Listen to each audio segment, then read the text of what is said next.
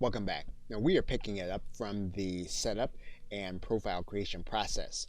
And we are now going to read the text to configure the microphone. And so what we're going to do is we're going to click the Start button. I am reading this text out loud, clearly and naturally. I will continue to use this tone when I dictate with the product. Right now, I'm giving Dragon a chance to adapt to my voice and audio environment. As I talk, Dragon is naturally checking the quality of the audio input and adjusting some settings. Good audio input is essential for accurate speech recognition. To achieve high accuracy, I should maintain.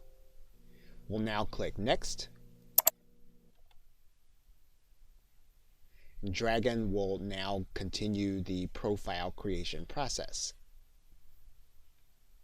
Once you've completed this process, Dragon is then ready to get started. You'll then click Finish.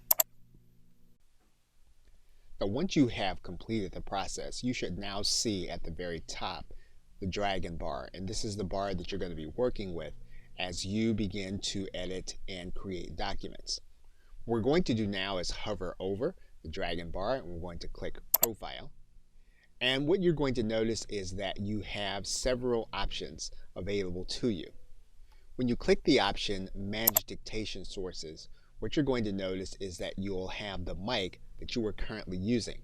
Now, if you want to add in another dictation source, you can do that.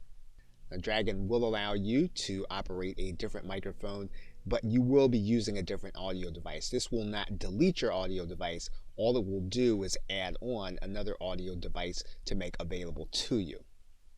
Now, Dragon will be constantly learning your voice, and so one of the things that you can do with your profile is that you can back up this profile so that you will not lose all of the changes that are being made as you go along. Okay, so that is the creation of your profile. We will now begin working with the vocabulary editor so that we can begin customizing Dragon for our use.